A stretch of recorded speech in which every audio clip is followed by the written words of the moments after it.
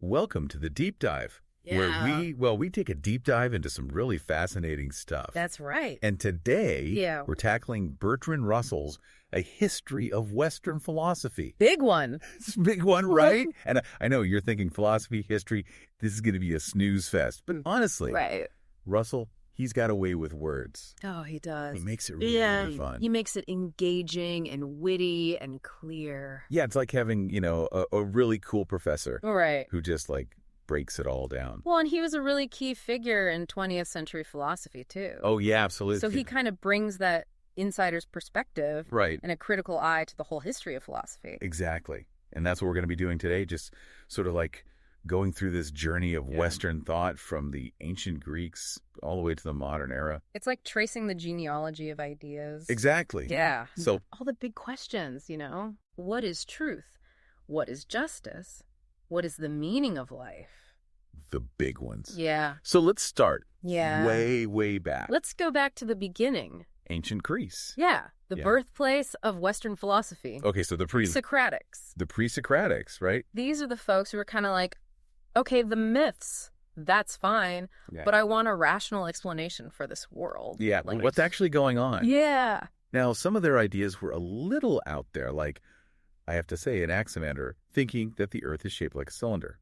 Well, can you imagine trying to make sense of the cosmos without, the tools that we have today? Right. They were really pioneers, using observation and reason to really try to figure this stuff out. Yeah. And, take Thales, for example. Yeah. He predicted an eclipse, right? Which back then, that would seem like magic. Right. But for Thales, it was evidence of the power of human reason to actually understand the natural world. So this is the shift from okay, the gods are controlling everything to, wait a minute, maybe there are these natural laws that we can figure out. Exactly. Right. Yeah. But it wasn't just about the physical world. No. They were also thinking about what is reality? That's right. Really? Yeah. Like Parmenides, who said that change is an illusion. Yeah, that's a tough one. How can change be an illusion? Right. It seems like everything's changing all the time. Right. Everything's in constant motion. But he's really forcing us to confront our perception and how our senses can be deceiving. Okay. So what he's essentially saying is that true reality is something unchanging. It's eternal.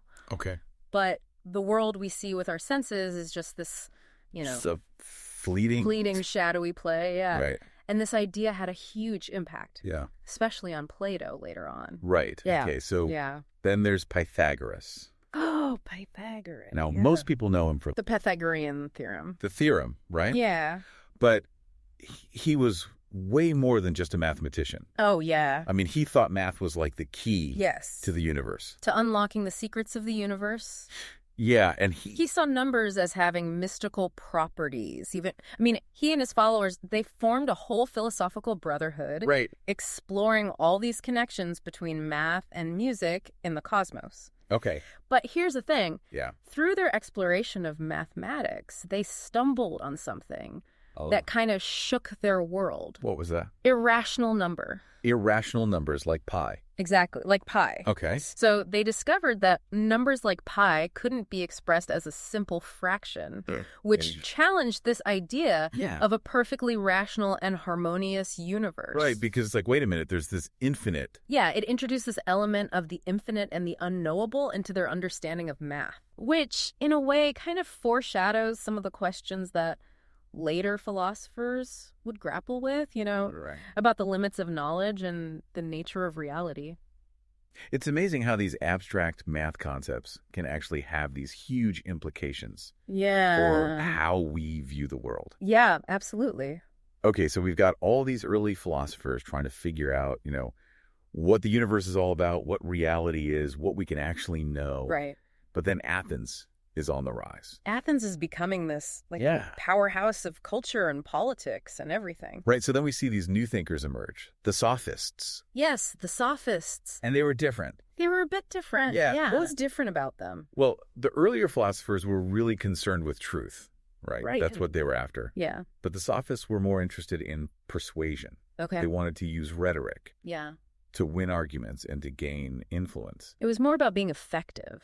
than being, truthful. Yeah. So they were essentially the first professional educators, and they would teach young men how to succeed in Athenian politics. Oh, wow. Yeah. So it's like less about what's true and more about what works. What works? Right. Now, that's bound to, right. cause some controversy. Oh, yeah, for sure. Right. Some people saw them as, slippery and manipulative. Yeah, undermining the whole point of philosophy. Undermining the search for truth, yeah. Yeah. But they also played a key role, I think, in the development of democracy. How so? Because they emphasized this importance of debate and persuasion in public life. That's really interesting because that is a tension that we still see today. Oh, yeah. Right? Like, how do we balance the pursuit of truth with, the need to be persuasive? Right, especially in a world where there's so much misinformation flying around. Absolutely. Okay, so it's against this backdrop that one of the biggest names in philosophy emerges. Socrates.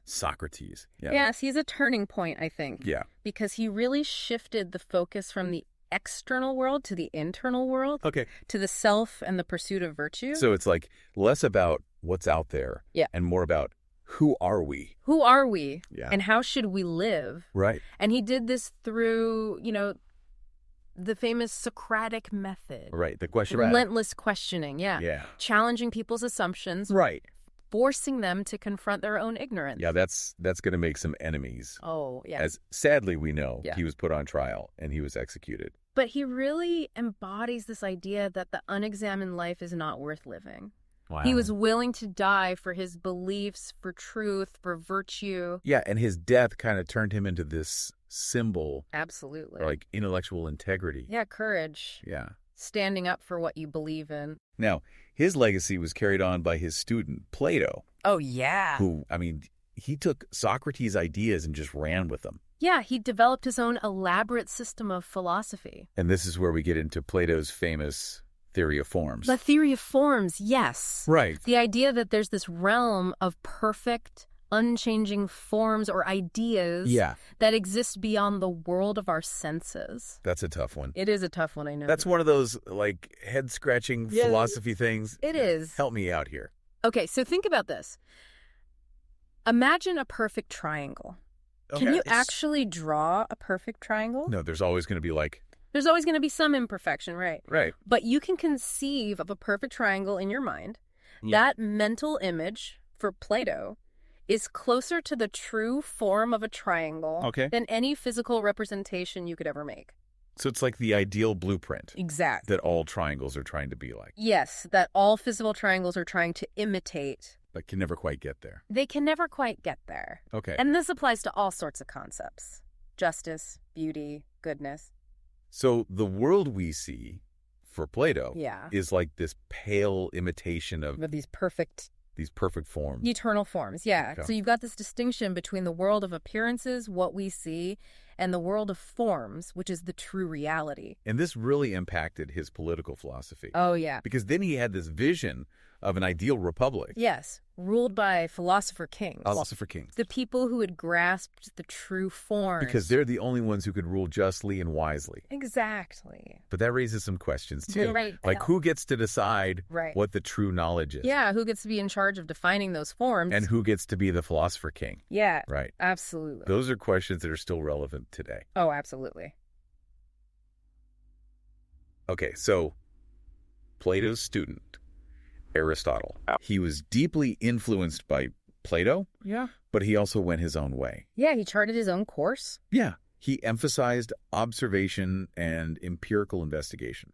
Yeah, he was a little bit more grounded, you could say, more systematic. So he was more hands-on. Yeah, he was a polymath, Right. a master of logic, physics, metaphysics, ethics, politics. Uh-huh. I mean, he really believed in the power of human reason to understand the natural world, the human condition. He was a scientist, too. He was. He was a pioneer in scientific observation. Wow. He was carefully studying the world, classifying plants, animals, all this stuff. That's really cool. And his approach really shaped the development of science. So he was less concerned with, abstract forms and more about what we can actually see and experience. Yeah, more about this world that Right. we live in. Now, obviously, this difference in approach led to some disagreements between Aristotle and Plato. Oh, they had some lively debates, I'm sure. Right. Yeah. But they were both these intellectual giants. Oh, yeah, for sure. And it's that, I think, that makes the history of philosophy so interesting. Right. It's this ongoing debate. Yeah. Challenges, refinements, Yeah. building on, sometimes rejecting ideas. Right. Yeah, And that's kind of what we're doing here. exactly. Right. We're like eavesdropping Yeah, on this grand conversation. on this grand conversation that's been going on for centuries. That's been going on for millennia. And with Russell as our guide. He's a great guy. He's an awesome guide. Yeah. We get to see how their ideas shaped the world we live in today. And this is just the beginning. Oh, yeah. We've got a lot more to explore, from the Hellenistic philosophers to the rise of Christianity, the scientific revolution. So much more to come, so stay tuned. Yes, stay with us. Okay, so now we're moving into the Hellenistic period, Okay. and things are changing big time. Yeah, what's going on? Well, Alexander the Great, Right. he's conquered like most of the known world. Right. And this has led to this incredible mixing of cultures. You've got Greek ideas blending with Eastern influences. So it's like this fusion. It's a fusion. Yeah. Yeah. And it creates this fertile ground for new philosophical schools of thought to emerge. So the intellectual landscape is changing. Oh, absolutely. Okay. And one of the most striking responses to this changing world is the rise of cynicism. Cynicism. Okay. Yeah, so these philosophers, they were like, you know what? We're rejecting all this worldly stuff. Okay. Possessions, social conventions, all of it. So like the original minimalists. Kind of, yeah, Yeah. but with a philosophical edge. Right. They were advocating for a simple life, Okay. lived in accordance with nature. So instead of like chasing power or wealth, yeah, they're focused on virtue. virtue, simplicity. Yeah. Okay. That's pretty radical. It was a radical movement for sure. Even today, that's a pretty Yeah. countercultural idea. It is. Yeah. But their emphasis on, personal virtue and authenticity, I think that resonated with a lot of people who were trying to find meaning in a world that felt increasingly Right. chaotic. Yeah. Like things are changing so much. Yeah, everything's in flux. Yeah. So how do you find a solid ground? Yeah. How do you make sense of it all? Yeah. Okay. So we've got the cynics. The cynics. And then alongside them, we see the rise of Stoicism. Yes, Stoicism. Okay. Now, they also emphasized virtue. Yes, virtue and reason Okay. as the keys to happiness. But unlike the Cynics, Yeah. who kind of retreated from society, Yeah, they kind of withdrew. the Stoics were more about engaging. Yes, actively engaging with the world. Okay. Using reason to navigate its challenges. So what was their, main idea? Well, they believed that true happiness lies in accepting what we can't control Yep. and focusing on what we can, our own thoughts and actions. Okay. They also believed in this divine logos. Logos. Yeah, it's this rational principle that governs the universe. Okay. So it provides a sense of order and purpose. In a world that can often feel pretty random. Yeah, exactly. Okay, so it's like Stoicism is this practical guide. Yeah. Kind of a handbook for life. Right. Yeah. Emphasizing resilience and inner peace. Exactly. And this emphasis on inner strength made Stoicism incredibly popular, Okay. not just among the elite, Yeah. but also among ordinary people from all walks of life. So it really resonated It did, yeah. with a wide range of people. Absolutely. Okay, and then of course there's Epicurus and his philosophy of pleasure. Epicurus, which, I gotta say, Yeah. it's a bit of a bad rap. It does. People hear Epicureanism and they think, like hedonism, like just, Indulgence. yeah, just like excess. Right. But that's not really what he was about, was he? No, not at all. Okay. Epicurus wasn't advocating for this life of, just reckless abandon. Right. He believed that true pleasure came from living a life free from pain and anxiety. And the way to achieve that was through moderation, Okay. friendship, Okay. and intellectual pursuits. So it's more about finding that balance, Balance, tranquility. contentment, Yes, exactly. rather than just chasing after. Fleeting pleasures. Right. Yeah. Okay. So it's about cultivating a life that's rich in meaningful experiences, Right. and free from unnecessary suffering. Okay, I like that. Yeah. Now, in the midst of all of these schools of thought that are really focused on happiness and meaning, Right. we also see the emergence of skepticism, The skeptics. which is kind of like, Oh, they were fun. yeah. They questioned everything. Yeah, they were like, hold on, how can we be sure of anything? Exactly. They were like, Don't just take things on faith or authority. Right. Think for yourselves, question your beliefs. So they were really pointing out the limitations of Human perception. Yeah. The uncertainties of the world. Okay. Now, their approach might seem kind of negative, but it was actually a call for intellectual humility. Okay. It's like, be open to the possibility that you might be wrong. So it's less about denying knowledge and more about just being aware Of the limits of what we can know. Right. Yeah. Okay, so we've got this really interesting mix of ideas going on. It's a vibrant time. Yeah. Intellectually. Okay, now, as we move into the Roman era and the rise of Christianity. Yeah, things are going to shift again. Yeah, how so? Well, Christianity, with its emphasis on revelation and divine authority, Right. it presented a challenge to the prevailing philosophical traditions. Right, because it's like a whole different worldview. It's a whole different way of understanding the world, yeah. Yeah. But instead of just rejecting Greek philosophy outright, many early Christian thinkers tried to integrate elements of it into their theological framework. Okay, so it's like this blending of ideas. It's a synthesis, yeah. Okay, and who were some of the key figures in this synthesis? Well, St. Augustine. Right. He played a crucial role. His confessions they're just this profound exploration of faith and sin and the human search for God. So it's this really personal account. It's deeply personal, Yeah. and he drew heavily on Plato's ideas, Okay. but he infused them with this Christian sensibility. Okay, so it's this unique blend of Greek philosophy and Christian theology. And that had a lasting impact on Western thought. Oh, absolutely. Yeah. Augustine's work laid the foundation for a whole Christian intellectual tradition. Wow. That would dominate European thought for centuries. Centuries, yeah. But it wasn't always a smooth integration. There was some push and pull. There was, yeah. Take Boethius, for example. Boethius. Yeah, he was a Roman philosopher and statesman, Yeah. and he got caught up in the political turmoil of the early 6th century. Oh. Yeah, accused of treason, imprisoned. Wow. And it was during this time that he wrote his famous Consolation of Philosophy. The Consolation of Philosophy. Yeah, it's this dialogue between Boethius and Lady Philosophy. Lady Philosophy. Yeah, it's really interesting. They explore themes of fate, free will, the search for wisdom in the face of adversity. So it's like he's finding solace in philosophy. Exactly. It's a testament to the power of philosophical reflection. Even when times are tough. Even in the darkest of times, yeah.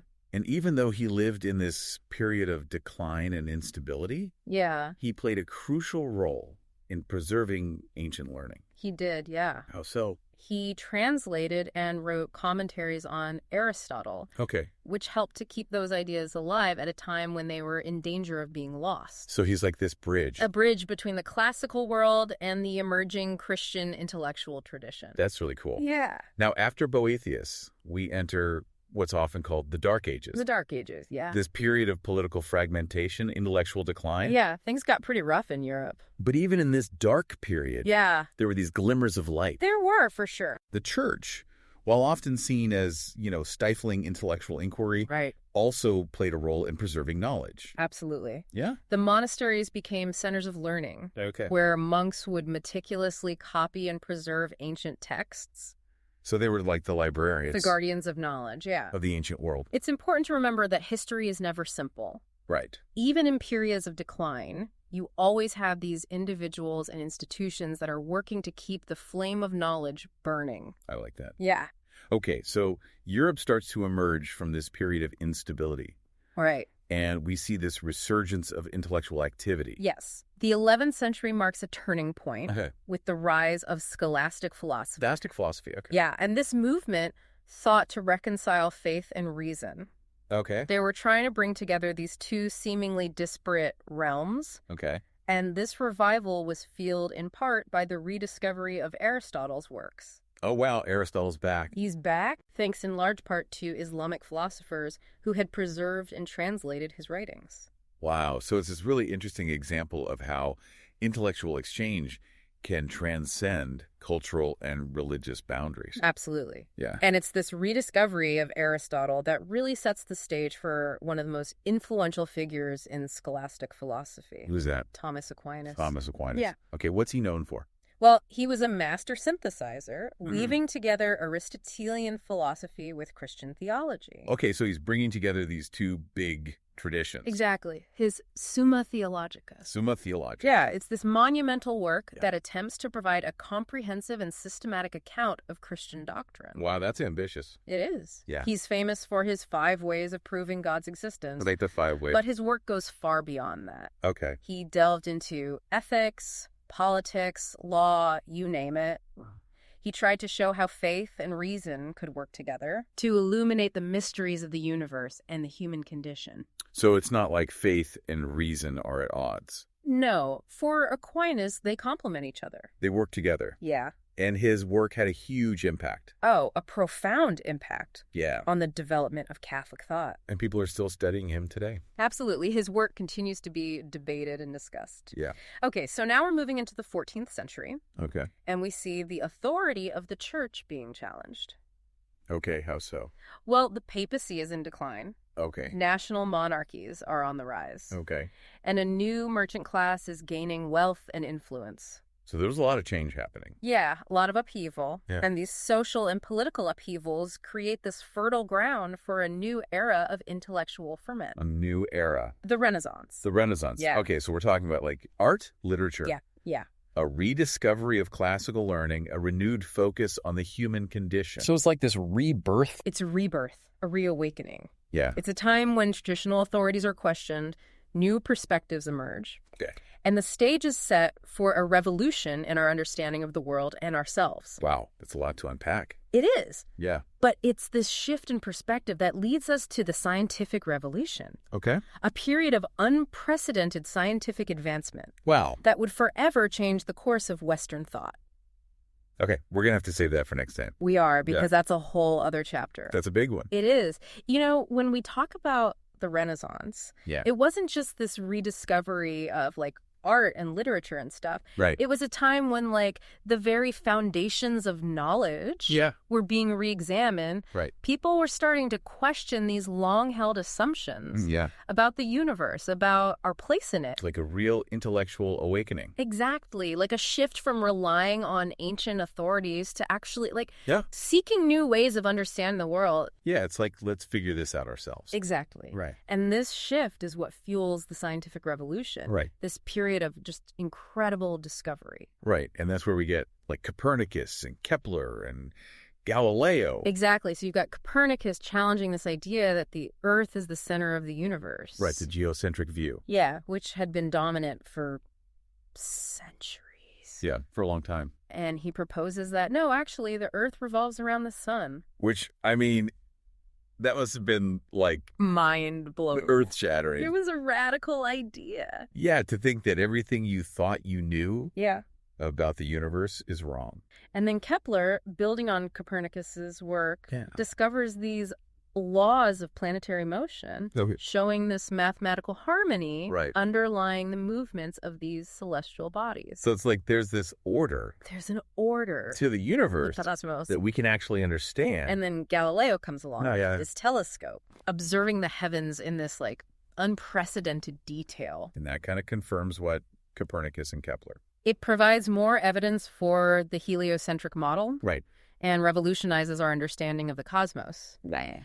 But these scientific pioneers weren't just making discoveries. Right. They were also like developing new methods of inquiry, Yeah. emphasizing observation, experimentation, mathematical reasoning. So they're really laying the groundwork They are for modern science. for how we understand science today. Right. And this revolution in science had a huge impact on philosophy. Right. So it challenges. Challenges traditional ways of thinking. Yeah. And it leads to new philosophical movements like empiricism. Empiricism, which is Mhm. basically the idea that That knowledge comes from sensory experience. from what we can observe, right? Exactly. Okay. So John Locke, he's a key figure in empiricism. Yeah.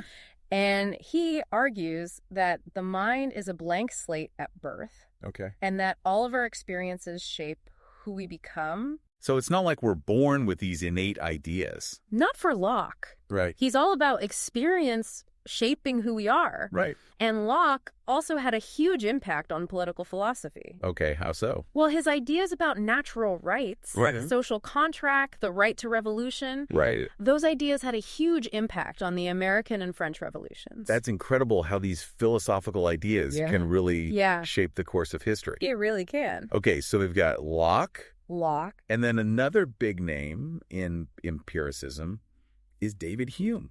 Oh, Hume. He took things even further, right? He did. Yeah. He questioned the very idea of causation. Causation, like cause and effect. Yeah, like how can we really know if one event causes another? That's like one of the most basic It's fundamental to how we understand the world. to how we understand the world. Yeah, and Yeah. Hume's skepticism was really unsettling I bet. to a lot of his contemporaries. Right. But it forced philosophers to really rethink their assumptions about knowledge, about what we can know.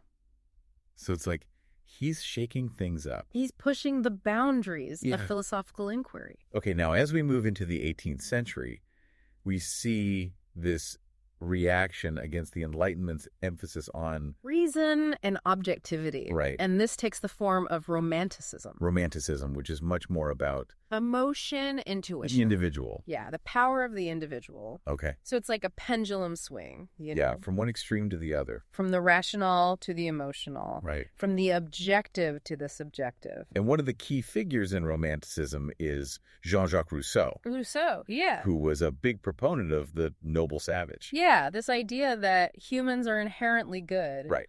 But that society corrupts us. Okay, so it's like civilization is the problem. That's Rousseau's take. Okay. He believed we should look to nature, to our emotions, Okay. for guidance. Interesting. His ideas had a big impact on art, literature, even political thought. But some argue that his romanticization of nature Right. could also be seen as a precursor to later totalitarian ideologies. Okay, so it's a complicated legacy. It is. Yeah. Now, speaking of complicated legacies, we have to talk about Immanuel Kant, Oh, yeah, Kant. a giant in the history of philosophy. And his work is notoriously dense. It is. But what are some of his key ideas?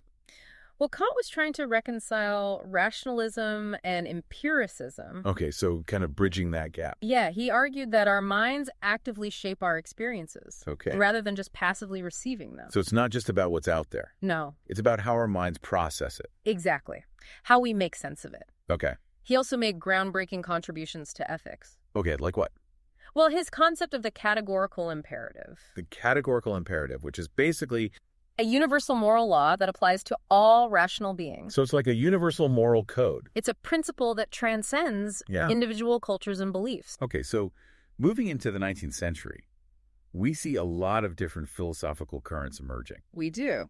like German idealism, utilitarianism. Yeah, so German idealism, with figures like Hegel, Yeah. they saw history as this process of unfolding reason. Okay. Like, history has a direction, a purpose. Right. It was moving towards something. Towards a higher state of consciousness. Okay. Utilitarianism, on the other hand, is much more focused on Yeah. the consequences of actions. So it's like, what's the outcome? Exactly. Okay. Utilitarians like Bentham and Mill argued that the right action is the one that produces the greatest happiness Okay. for the greatest number of people. So it's about maximizing happiness. Maximizing happiness Okay. and minimizing suffering. That's a pretty practical approach. It is. Yeah. It's a very results-oriented way of thinking about ethics. Now, we can't wrap up without talking about Friedrich Nietzsche, Nietzsche. who was a real firebrand. He was. He really challenged traditional morality and religion. Oh, yeah. He was a radical. Yeah. He famously declared that God is dead. Right. And he argued that traditional values were holding us back Okay. from achieving our full potential. And he had these really provocative ideas. Yeah, about the will of power, the Superman. Right. Which were, I mean, controversial to say the least. They were controversial Yeah. and often misinterpreted, Yeah.